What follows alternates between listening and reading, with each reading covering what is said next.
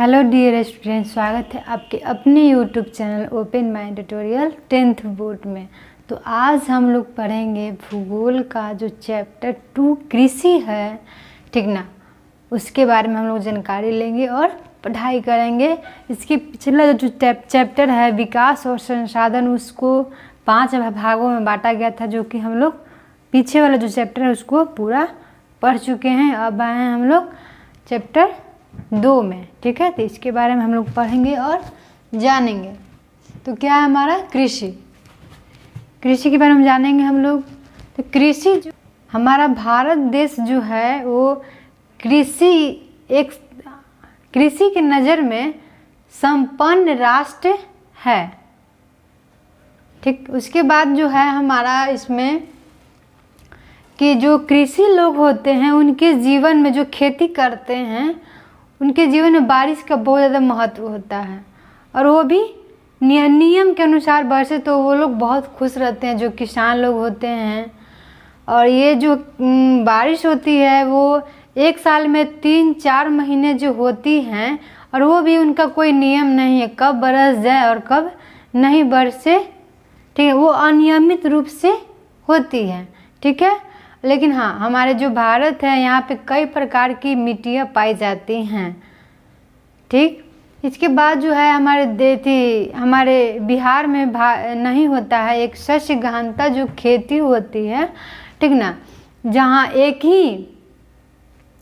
ही खेत में, एग्जाम्पल में ले लीजिए कि 2 कट्ठा खेत है, ठीक। तो उसमें पहली बार में आप धान बोएं, फिर उसको काट लिए। दूसरी बार में आप जो हैं उसमें गेहूं बोएं, रबी फसल, उसको भी काट लिए। और तीसरी बार में आप जो है ज़्यादा फसल है जो है मूंग दाल, वो बहुत कम समय में हो जाती है, तो उसको भी आप बोएं और काट लिए, ठीक है। तो ये क्या 2 ही कट्ठा में आप 3 फसल एक ही वर्ष में उगाएं, तो ये आप क्या किए, मुनाफा आया। यानी इसको हम लोग क्या कहते हैं, शस्य गहनता जो है एक फसल हो गया, जो हमारे बिहार में नहीं, ये पंजाब हो गया, गुजरात हो गया, यूपी हो गया, इन सभी जगहों में है जो होती है, ठीक है। 15% ही जो है ऐसा जो है जगह है जहाँ पे 2 से अधिक बार खेती की जाती है, फसल उत्पन्न की जाती है, और वो भी क्या, सिंचाई की सुविधा हो तब। मान के चलिए कि सारा चीज़ है वहाँ पे, अगर सिंचाई की सुविधा नहीं रहेगी तो फिर कैसे होगी साल में 2 से अधिक बार खेती। तो सबसे ज़्यादा मायने रखता है क्या, सिंचाई, ठीक है। उसके बाद जो भी है, जो किसान लोग अपना अलग से देते हैं खाद, वो सब ज़रूरी है खेती के उत्पन्न के लिए, ठीक है। तो अब हम लोग पढ़ेंगे इसमें क्या है, कृषि एक प्राथमिक क्रिया है जो हमारे अधिकांश जो खाना है, खाद है, जो खान पान के लिए जो व्यवस्था होता है वो क्या है, उत्पन्न करती हैं, वो क्या है, कृषि है। अब कृषि करने की जो प्रक्रियाएं हैं उसमें हम लोग जानेंगे कि किस किस तरह से जो है खेती की जाती है, उसमें क्या क्या किया जाता है फसल को उपजाने में। तो पहला हमारा क्या है, जुताई, यानी खेत को जोतना और मिट्टी को भुरभुरा करना। मिट्टी भुरभुरा रहेगा, उसमें क्या होगा, ऑक्सीजन जाएगा, इसे तब जाके जो है पानी जाएगा, जो भी चाहिए एक पौधे को ज़रूरत के अनुसार पोषक तत्व वो सब मिट्टी भुरभुरा होगा तभी जाएगा। उसके बाद क्या है, बुआई यानी बीज बोना। फिर क्या है, निराई यानी खरपतवार निकालना, जब खेत में खरपतवार बढ़ जाता है तो उसको निकालना ही क्या है, निराई। फिर सिंचाई यानी पानी डालना, ये सबसे ज़्यादा महत्वपूर्ण रखता है, ठीक ना, सिंचाई। उसके बाद है खाद या उर्वरक डालना, कीटनाशक, कीड़े मारने वाली दवाइयाँ। मान चलिए कि आप खेती कर रहे हैं, खेती आपका हो रहा है, लेकिन आप कीटनाशक दवाइयाँ नहीं छीटिएगा तो क्या होगा, आपका उगने वाला जो फसल है वो सब भी खत्म हो जाएगा कि कीट के द्वारा, क्योंकि कीट उसको खा जाएंगे, तो आपका फसल ऐसे ही। उसके बाद होता है लास्ट में क्या होता है, कटाई, ठीक है। फसल पकने पर काटा जाता है, जो बहुत सारे लोग जाते हैं उसमें शामिल भी होते हैं, ज़्यादा खेत रहता है बड़ा तो, ठीक है, तो उसको कहते हैं कटाई। अब जो है हम लोग आते हैं नेक्स्ट पेज में। नेक्स्ट पेज में क्या बोल रहा है, दलाई गहराई यानी बालियों में से बीज अलग करना। कृषि प्रणाली, निर्वाह कृषि, प्रारंभिक कृषि और गहन कृषि, ये सब क्या है हमारा कृषि करने का जो तरीका है वो शुरू से किस तरह से किया जा रहा है, हमारे जो पूर्वज थे वो किस तरह से कर रहे हैं और अभी किस तरह से, ये सब क्या है किस किस तरह से कृषि होता है वो सब इसमें नाम दिया है। तो हम लोग पढ़ेंगे, ठीक है। गहन कृषि को क्या वाणिज्यिक कृषि भी कहा जाता है, फिर क्या है मिश्रित कृषि और रोपण कृषि।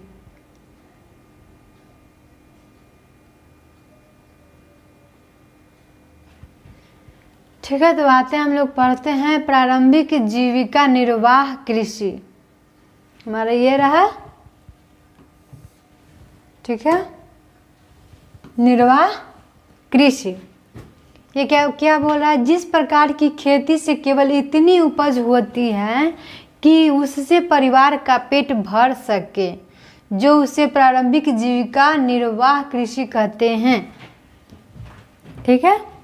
जीविका निर्वाह कृषि कहते हैं। पहले के जो क्या था, पहले जो है उतना औजार नहीं थे, पहले क्या था खुरपी कुदाल जो है ये छोटा छोटा औजार थे। तो इसी के कारण जो है पहले के लोग अपने पेट को भरने के लिए खेती करते थे। इस प्रकार की खेती जमीन के छोटे टुकड़े पर की जाती है। इसमें आदिम औजार और परिवार या समुदाय के श्रम इस्तेमाल होते हैं। यह मुख्यतः मानसून पर और जमीन की प्राकृतिक उर्वरता पर निर्भर करती है। इस प्रकार की कृषि में किसी स्थान विशेष की जलवायु के हिसाब से ही किसी फसल का चुनाव किया जाता है।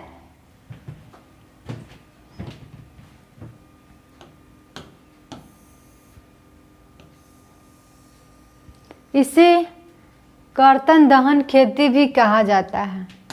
जो हमारा ये जो है ऊपर निर्वाह कृषि, इसे क्या कहते हैं कर्तन दहन खेती भी कहा जाता है। ऐसे करने के लिए सबसे पहले जमीन के किसी टुकड़े की वनस्पति को काटा जाता है, फिर उसे जला दिया जाता है। वनस्पति के जलाने से राख बनती है, उससे मिट्टी में मिला दिया जाता है, उसके बाद फसल उगाई जाती है, ठीक है। अब क्या बोल रहा है हमारा इसमें, किसी जमीन के टुकड़े पर 2-4 बार खेती करने के बाद उसे परित छोड़ दिया जाता है। क्यों? उसके बाद एक नई जमीन को खेती के लिए तैयार किया जाता है। इस बीच पहले वाली जमीन को इतना समय मिल जाता है कि प्राकृतिक तरीके से उसकी खोई हुई जो उर्वरता वापस आ जाती है। यानी जो इसमें 3-4 बार जो खेती हुई है, जो मिट्टी में जो पोषक तत्व थे वो सब क्या हुआ, जो 3-4 बार जो खेती हुआ है उसे उपजाने में मिट्टी के पोषक तत्व जो हैं वो ख़त्म हो चुके हैं। उसके बाद क्या है, इसको छोड़ बंजर यानी परित छोड़ दिया जाता है ज़मीन को। तो फिर उसमें क्या होता है, धीरे धीरे अपना उसमें पोषक तत्व आना शुरू हो जाता है और जो मिट्टी का उर्वरता है वो भी वापस आ जाती है, ठीक है। अब पढ़ते हैं हम लोग गहन कृषि। गहन कृषि किसे कहते हैं? जब कृषि बड़े भूभाग पर होती है और सघन आबादी वाले क्षेत्रों में होती है तो उसे गहन जीविका कृषि कहते हैं। इस प्रकार की कृषि में जैव रासायनिक निवेश और सिंचाई का अधिक इस्तेमाल होता है। गहन जीविका कृषि के समस्याएं, पीढ़ी दर पीढ़ी जमीन का बंटवारा होने लगता है, ठीक है। इससे ज़मीन का आकार छोटा होता है। देख रहे हैं आजकल की जनरेशन दिन पर दिन प्रतिदिन बढ़ते जा रही है। अब ये मान के चलिए कि जिनका 2 बेटा है और 1 कट्ठा ज़मीन है, आधा कट्ठा तो हो जाएगा। फिर 2 बेटा का जो है 2 होगा, 4 होगा। तो फिर जिनका आधा कट्ठा मिला है उसको उसी में से क्या है, दोनों अपने बेटा को देना है। तो ये क्या धीरे धीरे जो ज़मीन में जो जगह है वो कम होती जा रही है और जो खेती के लिए भी जगह बच रहा है वो भी क्या हो रहा है, वहाँ पे भी घर बनने लग रहा है। इससे क्या है कि जो खेती होती है वो धीरे धीरे जो खेती वाले जगह है वो भी कम होते जा रहे हैं। खेत की जगह क्या है, छत बनते जा रहा है। छोटे आकार भूखंड से होने वाली पैदावार लाभप्रद नहीं रह जाता, यानी जो छोटे हिस्से में खेती होती है वो किसी प्रकार की लाभ नहीं देती है। बड़े ज़मीन बड़े जगह में जब खेती होती है तो काफ़ी ज़्यादा लाभ मिलता है। ठीक है, इसके फलस्वरूप किसानों को रोजगार की तलाश में पलायन करना पड़ता है। यानी बहुत ज़्यादा दूर में जब खेती होगा तभी तो उसमें मजदूर जो हैं आएंगे, अपना काम करेंगे और काम के बदले पैसा हो या फिर अनाज हो लेंगे। इससे क्या, इससे दो फायदा होता है कि किसान जो खेती कर रहे हैं उनको अनाज भी मिल जाता है, और जो और अगल बगल के लोग हैं, जो गांव के लोग हैं, उनको भी क्या है, पैसा कमाने का मौका मिल जाता है। तो वो लोग भी अपना खेत में काम करके अनाज और पैसा दोनों कमा लेते हैं। ठीक है, लेकिन अब ज़मीन का आकार छोटा होने के कारण वो उनसे मौका छीना जा रहा है, यानी मिल ही नहीं रहा है कहे तो। आते हैं हम लोग नेक्स्ट वाले पेज में। नेक्स्ट में क्या बोल रहा है, वाणिज्य कृषि। ये भी क्या है, हमारा कृषि का प्रकार है। जब खेती का मुख्य उद्देश्य पैदावार की बिक्री करना हो, यानी बेचना हो। जब किसान लोग जब खेती करते हैं ये सोचकर कि हाँ हमें क्या इसमें जो अनाज उपजेगा उसको बेचना है, ठीक है, उसे वाणिज्य कृषि कहते हैं। अब इसमें क्या कहते हैं, किसान हो बिक्री करना हो तो उसे वाणिज्य कृषि कहते हैं। इस प्रकार की कृषि में आधुनिक साजो सामान का इस्तेमाल होता है। इसमें अधिक पैदावार वाले बीज, यानी इसमें रसायन जो होता है, रसायन खाद वो सब डाला, केमिकल वाला खाद। इससे क्या होता है, मतलब किसान लोग हैं जो डालते हैं ताकि अधिक ज़्यादा मात्रा में जो है उन्हें अनाज मिले और जो पैदावार है वो अधिक मात्रा में हो। ठीक है, उससे क्या होगा, किसान को ज़्यादा लाभ होगा। तो वो अपने पैदावार को मतलब बढ़ाने के लिए रासायनिक जो भी है खाद बीज ये सब डालते हैं। रासायनिक उर्वरक, कीटनाशक और खरपतवार शक का इस्तेमाल होता है।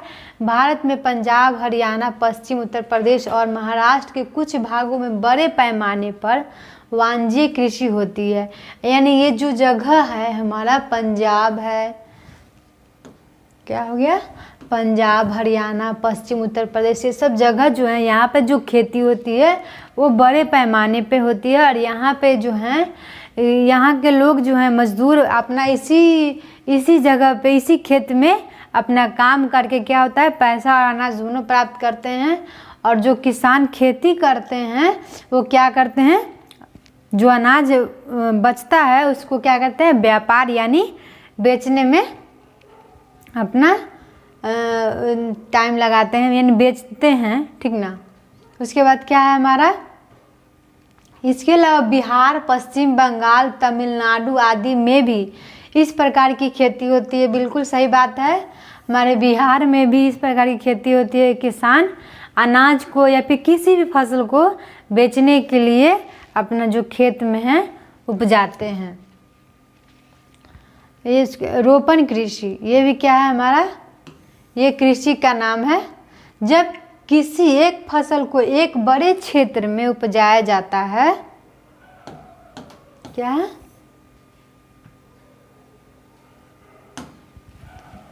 ये हमारा रोपण कृषि, बड़े क्षेत्र में उपजाया जाता है तो इससे रोपण कृषि कहते हैं। यानी जब कोई किसान बड़े पैमाने पे फसल को उपजाते हैं उसे क्या कहते हैं, रोपण कृषि कहते हैं। इस प्रकार की कृषि में बड़ी पूंजी और बहुत सारे कामगारों की जरूरत पड़ती है। ठीक है, रोपण कृषि से मिलने वाला उत्पादन अक्सर उद्योग में इस्तेमाल होता है। चाय, कॉफ़ी, रबर, गन्ना, केला आदि रोपण कृषि के मुख्य फसल हैं। इसमें क्या है, इसमें लोग जो हैं स्वयं जाते हैं और इसमें काम अपना करते हैं। चाय का उत्पादन मुख्य रूप से असम और उत्तरी बंगाल के चाय बागानों में होता है। कॉफ़ी तमिलनाडु में उगाई जाती है। केला बिहार और महाराष्ट्र में उगाया जाता है। रोपण कृषि की सफलता के लिए यातायात और संचार के विकास, माध्यम और अच्छे बाजार की आवश्यकता होती है। यानी जब किसान खेती करेगा या फिर किसी भी चीज़ का जो है क्या रोपण करेगा तो उसे अच्छा फसल के लिए अच्छा कीमत भी मिलना चाहिए। और किसान जो है यदि अपना अच्छा फसल उगा रहे हैं तो उन्हें अच्छा कीमत नहीं मिले तो वो क्या उदास हो जाते हैं, जो कि अच्छी बात नहीं है।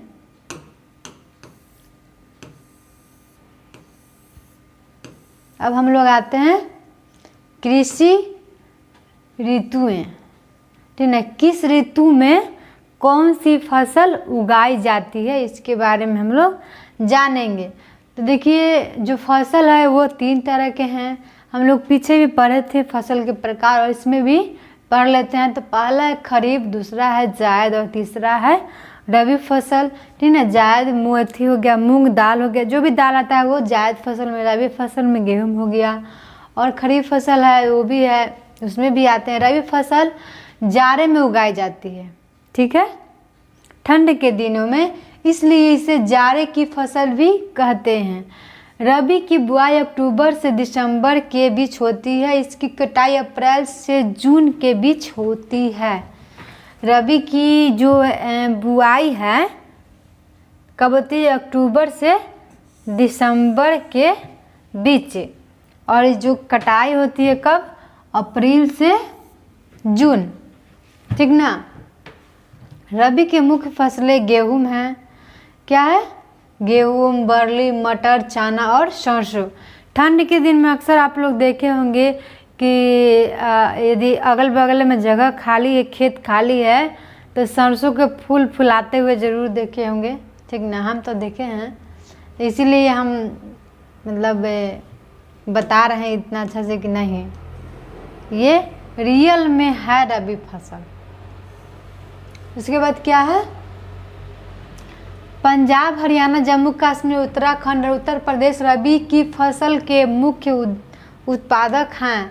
यानी जम्मू कश्मीर है, यहाँ पे ठंड पड़ती है। उत्तराखंड, उत्तर प्रदेश है, ये सब क्या है, यहाँ पे कुछ ज़्यादा ठंड पड़ती है, इसीलिए यहाँ पे क्या है, रबी फसल उपजाया जाता है। अब आते हैं हम लोग खरीफ फसल में। खरीफ फसल गर्मी में उगाई जाती है, इसलिए इसे गर्मी की फसल भी कहते हैं।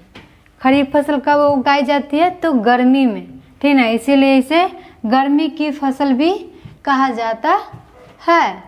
खरीफ जो है, खरीफ फसल, उसकी बुआई जो है जुलाई में होती है, बुआई, ठीक ना। और कटाई कब होता है? दिसंबर और अक्टूबर में। खरीफ की मुख्य फसलें हैं धान, मक्का, ज्वार, बाजरा, तुअर, मूंग, उड़द, मूंगफली और सोयाबीन। ये सब क्या है? ये खरीफ फसल, ठीक ना। सोयाबीन। धान के मुख्य उत्पादक है असम, पश्चिम बंगाल, उड़ीसा के तटवर्ती इलाके, आंध्र प्रदेश, तमिलनाडु, केरल, महाराष्ट्र, उत्तर प्रदेश और बिहार। ये सब क्या है? यहाँ पे जो उगता है ना फसल, ये धान, मक्का हो गया, ज्वार हो गया, बाजरा हो गया, मूंग, उड़द दाल, ये सब क्या है हमारे यहाँ पे जो है बिहार में भी, इस जो नाम है उसमें बिहार भी एक शामिल है, ठीक ना। वहाँ पे भी उगाया जाता है, बाकी सब तो जगह उगबे करता है। उड़ीसा में एक साल में धान की 3 फसलें उगाई जाती है। जो उड़ीसा जगह है, ठीक ना, नहीं, पश्चिम बंगाल और उड़ीसा में, ये सभी असम, पश्चिम बंगाल और उड़ीसा में एक साल में धान की 3 फसलें उगाई जाती हैं, जिन्हें औस, अमन और बोरो कहते हैं, ठीक ना। ये आपको पूछ सकता है क्वेश्चन में। अब क्या आता है? जायद। जायद का मौसम रबी और खरीफ के बीच आता है। जायद जो फसल है वो रबी और खरीफ के बीच आता है, इसका जो मौसम है। अब रबी फसल कब था?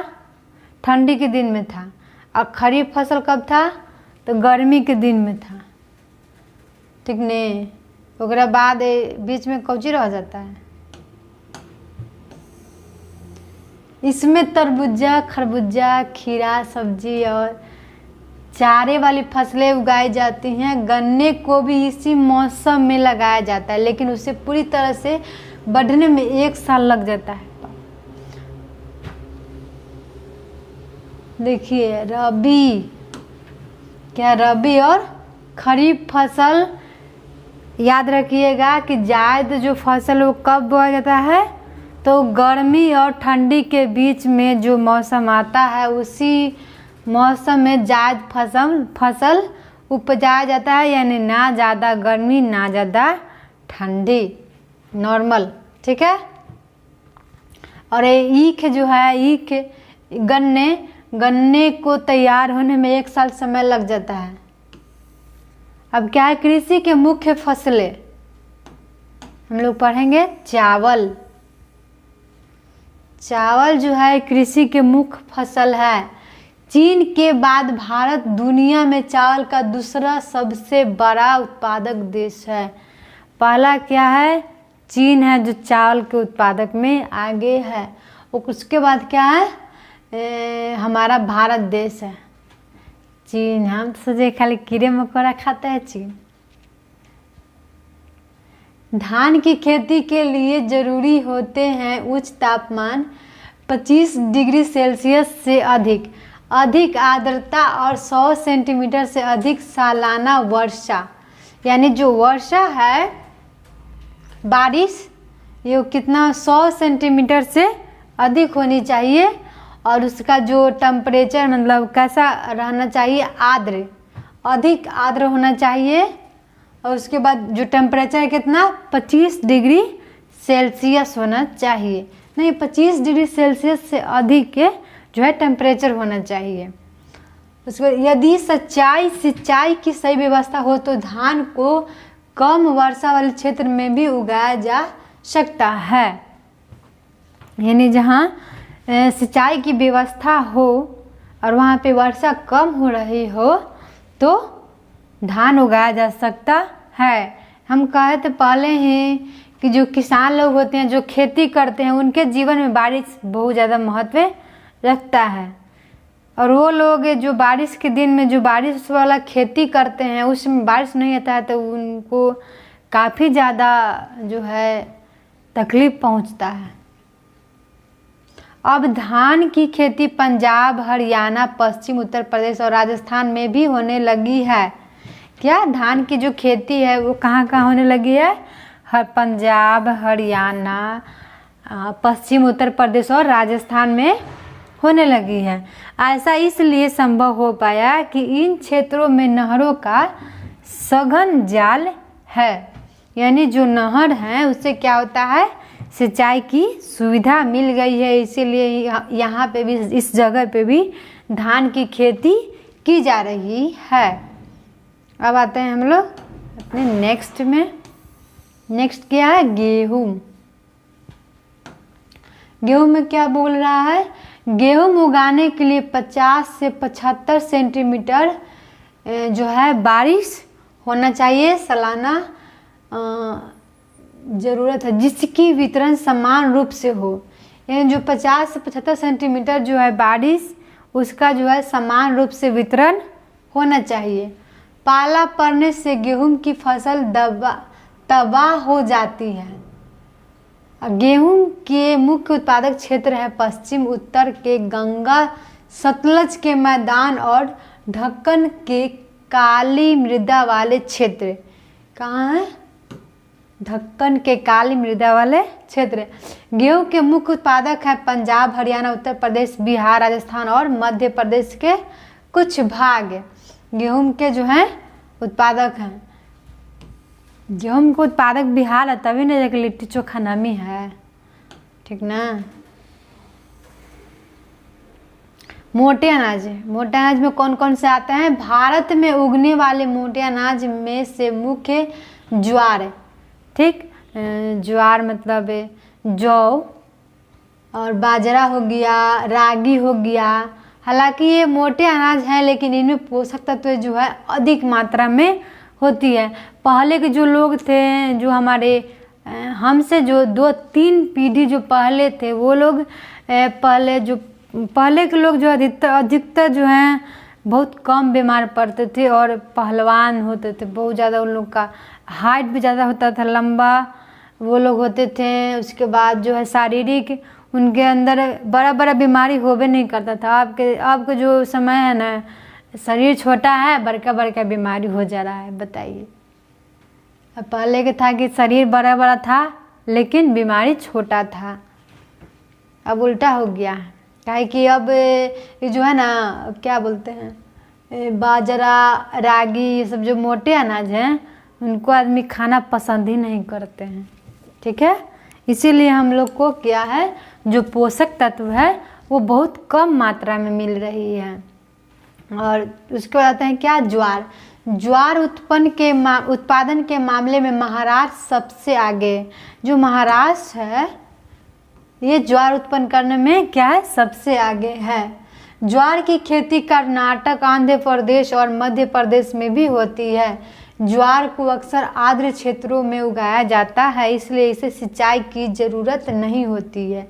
यानी ज्वार जो फसल है वहाँ पे इसमें जो है क्या है, सिंचाई की ज़रूरत नहीं होती है, इसलिए इसे क्या आर्द्र क्षेत्रों में भी उगाया जाता है। ठीक ना।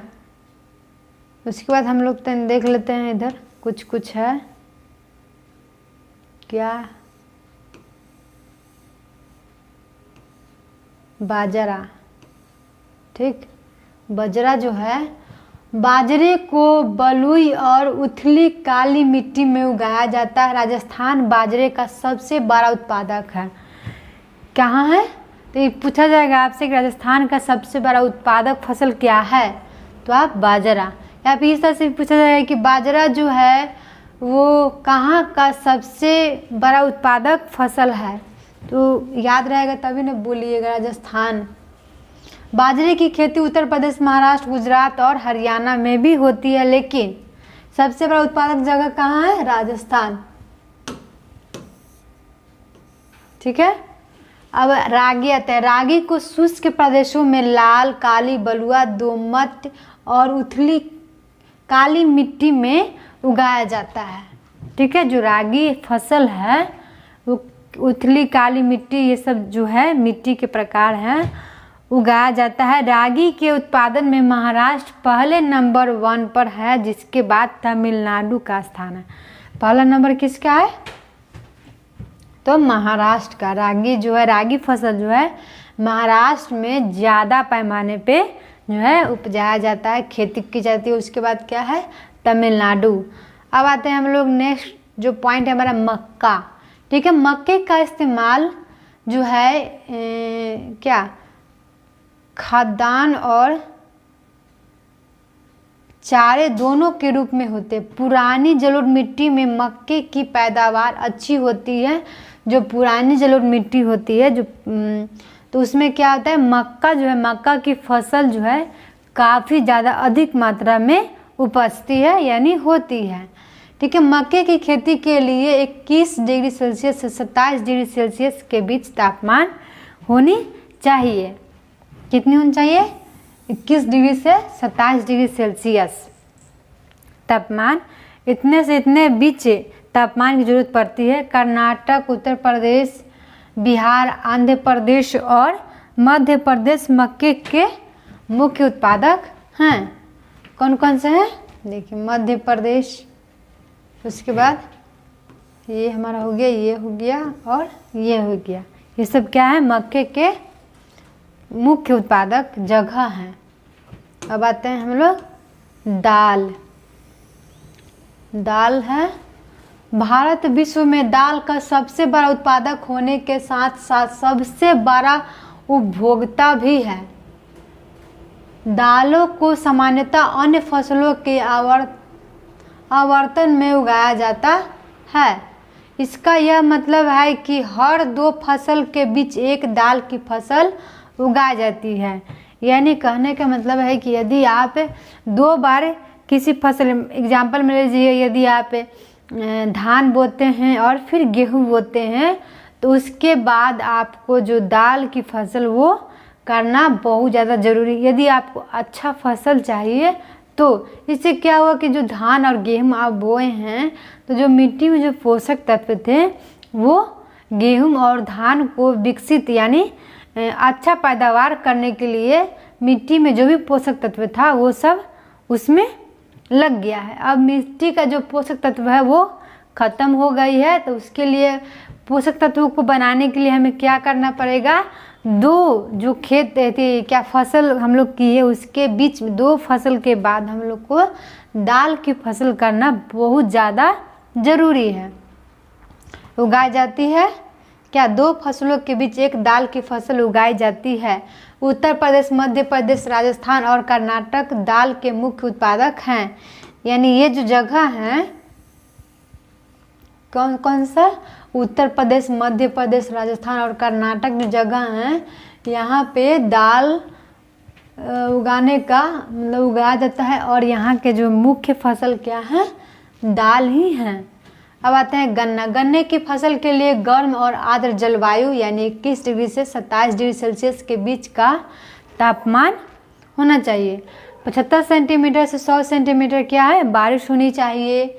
और गन्ने के उत्पादन में ब्राज़ील पहले नंबर पर है। यानी जो गन्ना होता है उसका सबसे ज़्यादा उत्पादन कहाँ पे होता है, वो है जगह का नाम है हमारा ब्राज़ील और ये पहले नंबर पे है। और भारत दूसरे नंबर पे है और जो हमारा भारत है वो दूसरे नंबर पे है। गन्ना जो है, गन्ना से ही क्या होता है, मीठा गुड़ जो है तैयार होता है। ठीक है, चीनी भी है, ये सब क्या है। उसके बाद जो है हमारा भारत जो है दूसरे नंबर पे है और पहले नंबर पे क्या है, ब्राज़ील है। उत्तर प्रदेश, महाराष्ट्र, कर्नाटक, तमिलनाडु ये सब जो जगह हैं गन्ने के भी मुख्य उत्पादक, यानी इन सभी जगहों पे भी गन्ना उगाए जाते हैं। तिलहन, भारत तिलहन का सबसे बड़ा उत्पादक है। मूंगफली, सरसों, नारियल, तिल, सोयाबीन ये सब क्या है जो है भारत में उगाया जाता है और ये सबसे बड़ा उत्पादक हैं। बिनौली, अलसी और सूरजमुखी भारत के मुख्य तिलहन जो है फसल हैं। ठीक, अब आते हैं हम क्या, मूंगफली।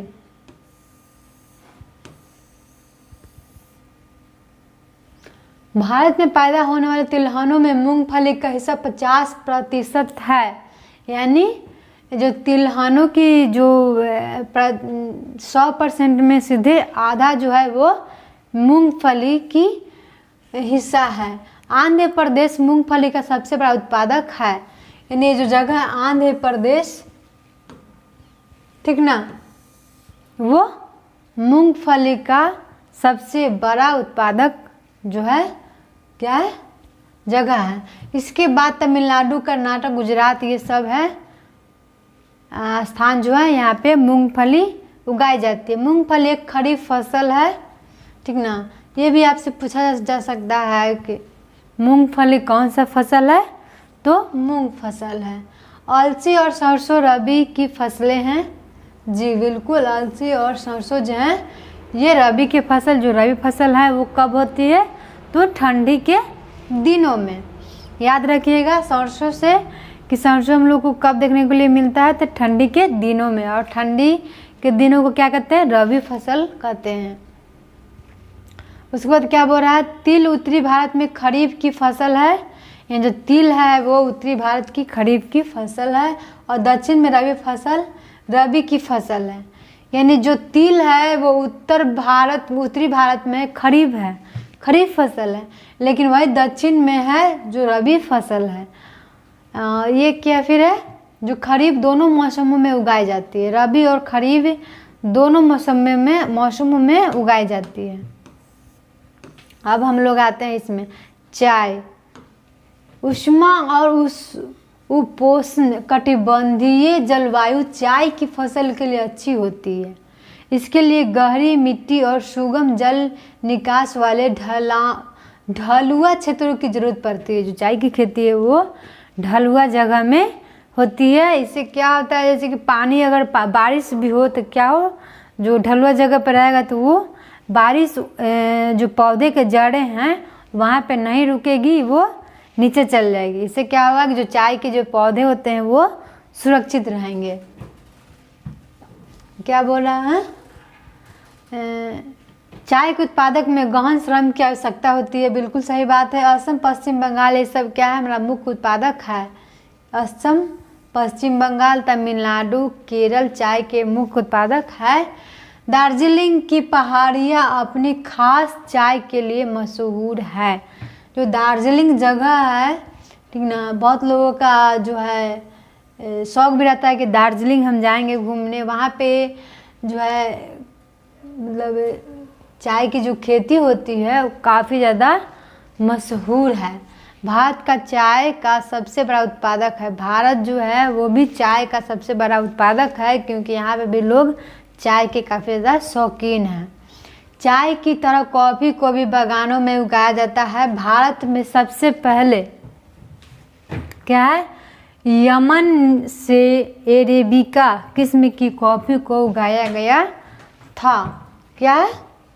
भारत में सबसे पहले कौन सा? यमन से अरेबिका किस्म की कॉफ़ी, ये कॉफ़ी का नाम है, ठीक है, जो भारत में उगाया गया था। शुरुआत में कॉफ़ी को बाबा बुदन पहाड़ियों में उगाया गया था। सबसे पहले कहाँ उगाया गया था जो कॉफ़ी है? कहाँ? तो बाबा, ये भी आपसे पूछा जा सकता है कि कहाँ उगाया गया था, तो बाबा बुदन पहाड़ियों में उगाया गया था। अब क्या हम लोग पढ़े? बागवानी फसलें, जो बाग में उगाया जाते हैं उसे बागवानी फसलें कहते हैं। पढ़ते हैं, भारत में उष्ण और शीतोष्णकटिबंधीय फलों का उत्पादन होता है। महाराष्ट्र, आंध्र प्रदेश जो जगह, ये सब क्या है, बागान। पश्चिम बंगाल के आम, नागपुर और चेरापूंजी के संतरे, ये सब कहाँ है? ये सब जो जगह के नाम है, यहाँ के जो हैं आम हो गए, ठीक ना, आम। नागपुर और चेरापूंजी के संतरे, केरल, मिजोरम, महाराष्ट्र और तमिलनाडु के केले, ठीक ना, इन सभी यहाँ से जो है ये सभी जगह के क्या है, केले। उत्तर प्रदेश और बिहार की लीची, क्या है? उत्तर प्रदेश और बिहार की जो लीची हैं।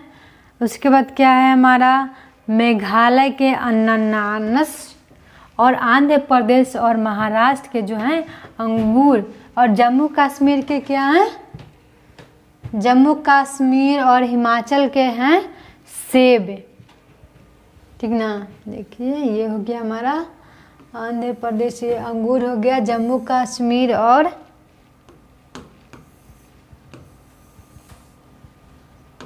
जो है सेब हो गया, नाशपाती, ये सब क्या हो गया, जो है वहाँ के फसलें हैं। खुबानी, अखरोट पूरी दुनिया में मशहूर है। तो ये जो फसल है ये सब क्या है, पूरी दुनिया में मशहूर है।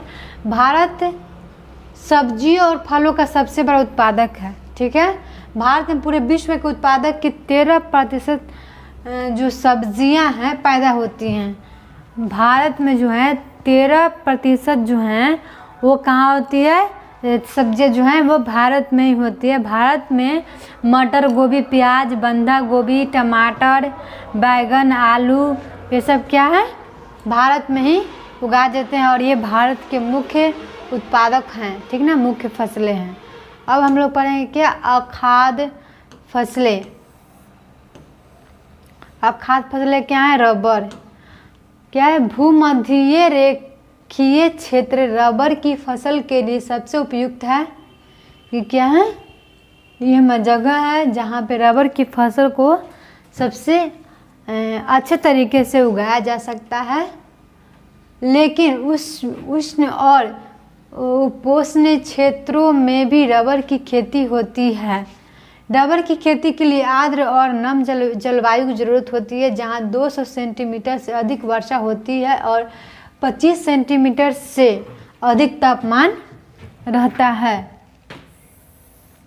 क्या, 25 सेंटीमीटर से अधिक तापमान रहता है।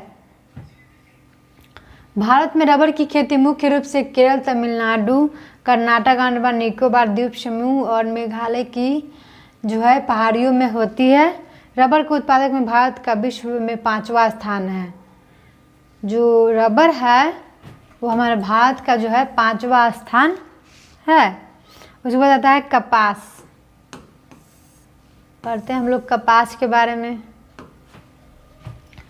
भारत कपास का तीसरा सबसे बड़ा उत्पादक है।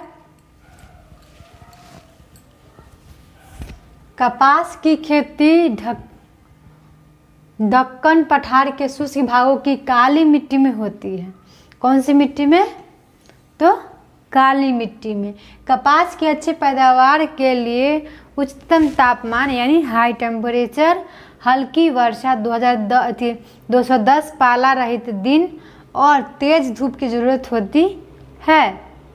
कपास की फसल को पकने में 6 से 8 महीने लगते हैं, ठीक ना। ये भी आपसे पूछा जा सकता है कि कपास की फसल को पकने में कितना समय लगता है, तो 6 से 8 महीने। महाराष्ट्र, गुजरात, मध्य प्रदेश, कर्नाटक ये सब जगह जो हैं क्या है, कपास के मुख्य उत्पादक क्षेत्र हैं। अब क्या है, जूट। जूट के लिए अच्छी जल निकासी वाली बाढ़ के मैदान की उपजाऊ मिट्टी की जरूरत होती है। जूट के मुख्य उत्पादक हैं पश्चिम बंगाल, बिहार, असम, उड़ीसा और मेघालय।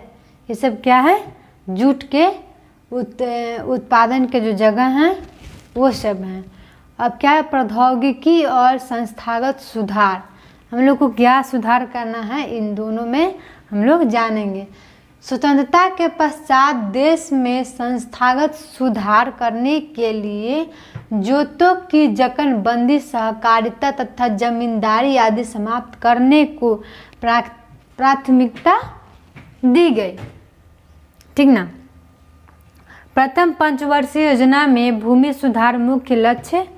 पैकेज टेक्नोलॉजी पर आधारित रहित हरित क्रांति और श्वेत क्रांति, ये जो है विकास कुछ क्षेत्रों तक सीमित। 1980-1990 के दशकों में व्यापक भूमि विकास कार्यक्रम शुरू जो संस्थागत और तकनीकी सुधारों पर आधारित था।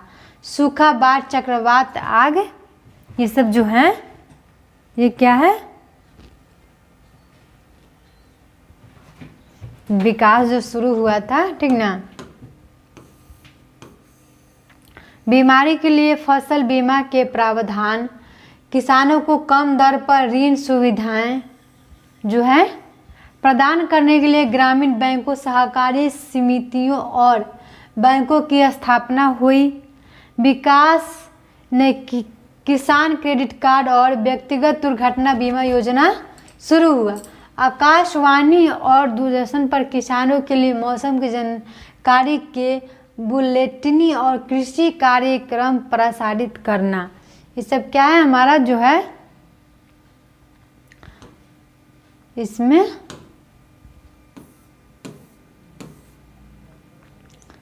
सुधार करने के लिए सुधार हुआ था ना, प्रौद्योगिकी। ये सब क्या है आपका नाम दिया हुआ है कि क्या क्या सुधार हुआ। फिर क्या है, किसानों को बिचौलियों और दलालों के शोषण से बचाने के लिए न्यूनतम सहायता मूल्य और कुछ महत्वपूर्ण फसलों के लाभदायक खरीद मूल्य की सरकार घोषणा करती है। क्या है, ये सब जो है लागू हुआ। हरित क्रांति। हरित क्रांति क्या है, अभी हम लोग ऊपर पढ़े हरित क्रांति, उसके बारे में जानते हैं। हरित क्रांति की शुरुआत 1960 और 1970 के दशक में हुई। इस क्रांति का मुख्य उद्देश्य कृषि उपज को बढ़ाना, यानी जो खेती है उसको बढ़ावा देना ही हरित क्रांति का मकसद था। इस क्रांति में नई टेक्नोलॉजी और अधिक उपज देने वाले बीजों का इस्तेमाल पर जोर दिया गया। हरित क्रांति के परिणाम सुखद आए। जो हरित क्रांति है वो सफल हुआ। वो लोग चाहते थे कि जो खेती है उसमें वृद्धि हो, ठीक ना, तो वो क्या हुआ, सफल हुआ। खासकर पंजाब और हरियाणा, इन दो जगह पे हैं जो हरित क्रांति के कारण जो खेती में वृद्धि हुई, खेती करने के लिए वो पंजाब और हरियाणा है। उसके बाद क्या है, श्वेत क्रांति। श्वेत क्रांति ऑपरेशन फ्लड की शुरुआत दूध के उत्पादन को बढ़ाने के लिए 1980 से 1990 के दशकों में भूमि विकास के लिए एक व्यापक कार्यक्रम, ठीक ना, व्यापक कार्यक्रम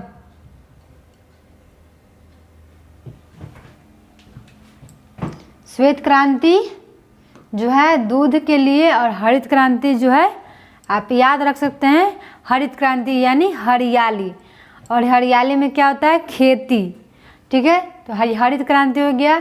श्वेत क्रांति यानी श्वेत जो है दूध होता है, दूध का रंग जो होता है वो उजला होता है, तो श्वेत क्रांति, इसको इस तरीके से आप याद रख सकते हैं। श्वेत क्रांति यानी दूध को लेकर जो है ये श्वेत क्रांति हुई थी, और कब हुई थी, तो 1980 से 1990 के दशकों में हुई थी।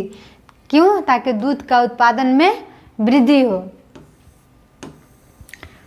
शुरू किया गया इस कार्यक्रम में संस्थागत और टेक्नोलॉजी दोनों पहलुओं पर जोर दिया गया। किसानों को नुकसान की भरपाई के लिए बाढ़, सूखा, चक्रवात, आग और बीमारी के लिए फसल बीमा की सुविधा दी गई। किसानों को आसानी से कर्ज मुहैया कराने के लिए ग्रामीण क्षेत्रों में ग्रामीण बैंकों और कोऑपरेटिव सोसाइटी खोली गई।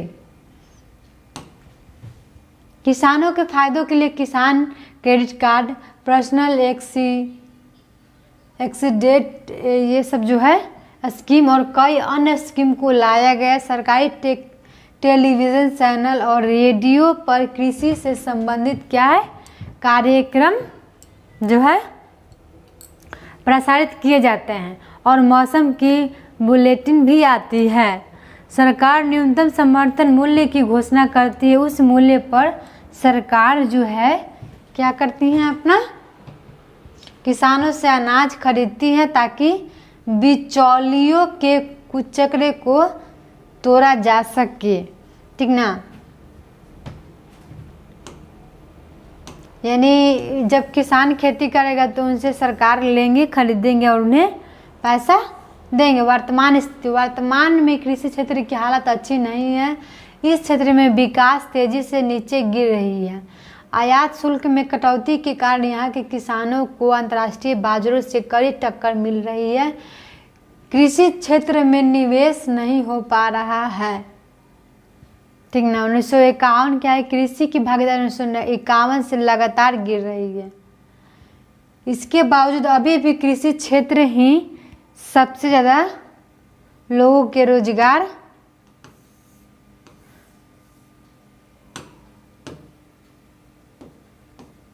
मुहैया कराता है, ठीक ना।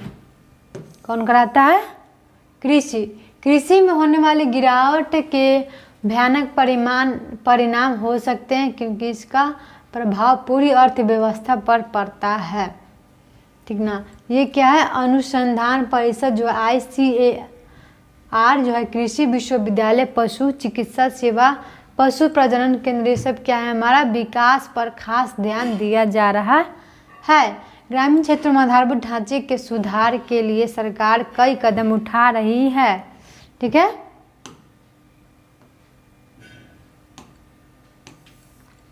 उसके बाद क्या है, कृषि का राष्ट्रीय अर्थव्यवस्था जो है रोजगार और उत्पादन में योगदान है। उसके बाद क्या है, सकल घरेलू जो है उत्पादन में कृषि का योगदान है। जनसंख्या के लिए योगदान, आजीविका का साधन जो है, भारत सरकार को आधुनिकीकरण के लिए भरसक प्रयास जो है किया जा रहा है। क्या है, परिषद व कृषि विश्वविद्यालय की स्थापना भी हो रही है। पशु चिकित्सा सेवा और पशु प्रजनन केंद्र की स्थापना है। बागवानी विकास, ये सब जो है अनुसंधान जो है, ये सब का विकास हो रहा है।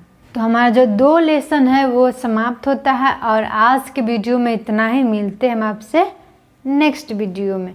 यदि आपको इस वीडियो का जो है PDF लेना चाहते हैं, या फिर इस चैप्टर का क्वेश्चन आंसर चाहिए, तो आप डिस्क्रिप्शन में लिंक दिया हुआ है, उस लिंक पे क्लिक करके ऐप डाउनलोड कीजिए और उस ऐप में आपको इसका सारा क्वेश्चन आंसर और नोट्स भी दिया हुआ है। ठीक है, मिलते हैं आपसे नेक्स्ट वीडियो में।